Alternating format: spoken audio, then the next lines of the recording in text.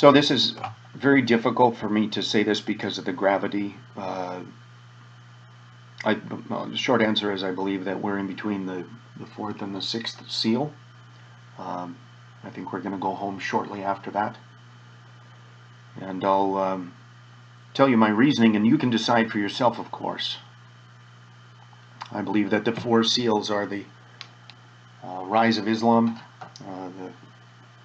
The first four seals are the first four horsemen. Their colors are red, black, white, and green, or red, black, white, and pale, as it's interpreted. And when you look at that word pale, you realize it means greenish. And those four colors are the colors of all the Islamic flags of all the Islamic countries. They got their colors for their flags from a 14th century poet who said, he was an Islamic poet who said, "White are our deeds, black are our battles, green are our pastures, and red are our swords." And so we have these four horsemen, and they have, one of them has a sword, one of them causes hunger, one of them is death, and one of them is, the first one is a false peace, conqueror of false peace. I believe that the first, the white horse is the Antichrist. The rider on the white horse is the Antichrist. He is one of the beasts. And therefore, when you see, when you read on 6:8, I'll just read it. Power was given unto them, the four horsemen, over a quarter of the earth to kill with sword and hunger and death and beasts of the earth.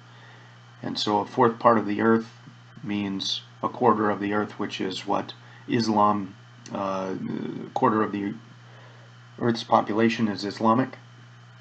And they kill with sword. Obviously the ISIS guys have done that. With hunger, yes, they have done that. Have they brought death? Yes. And have they killed with the beasts of the earth? No. But if you think of that word beasts to mean beastly men, then they have absolutely killed with beastly men. And if you look at each one of those ways that they kill, you'll see that each one of them aligns with the horseman. They kill with sword, and the red horse has a sword. They kill with hunger, and the black horse represents famine. They kill with death, and the pale horse, his name that sat on him was death. And the beasts of the earth could then possibly correspond to the white horseman, who is the Antichrist, who is also the beast. So if that's true, if we have seen the fulfillment of this prophecy, that means that we are at the fifth seal, which takes place in heaven, and so we would not be able to look at any signs and see if that has taken place or not. The next thing that we will see here on the earth is the sixth seal, and this is a great earthquake. This is the sun becoming black as sackcloth, and the moon becoming red, and the stars falling from heaven to the earth. Those are the things that we should be looking for. The earthquake is so severe that every mountain on the world and every island are moved out of their places. It doesn't mean they're flattened, it means they're moved. This is not an earthquake that will measure 12 on the Richter scale and wow, it was a big one. And this is not an earthquake that will shake an entire continent. This is an earthquake that will shake every continent. Every mountain and every island will be moved out of their places. And as we know here on the earth, whenever there's a huge earthquake like that, it's very possible that tsunamis happen. We don't know that, and the Bible doesn't say that. So I don't know if there will be a tsunami, as is rumored by many people who have dreams and visions of it. But if we've seen the fulfillment of the first four seals, then the next thing that's going to happen is this worldwide earthquake. We'll see the sun become black as sackcloth. I don't know how, maybe from the dust of the earthquake, I don't know. The moon become as blood red. I don't know how that happens either, but we should look for those signs. The stars will fall to heaven, will fall from heaven to the earth. And I don't think this is a light meteor shower. I think it's a huge bunch of celestial bodies and I don't know which ones they are, and they will crash to the earth. And I should mention that I believe Satan will attempt to explain away the great earthquake with climate change, and then on the heels of that great earthquake, the stars will fall from heaven, and there will be no climate change explanation for the stars. Because I believe that one thing Satan really wants to do is mask everything that happens in the tribulation, in the end times, the day of the Lord and the tribulation, so that nobody understands it, and it can be explained by anything. So I think he'll try to explain it. Then we'll see the stars falling from the heavens to the earth. We'll see the heavens depart as a scroll, and there won't be any climate change explanation for those things.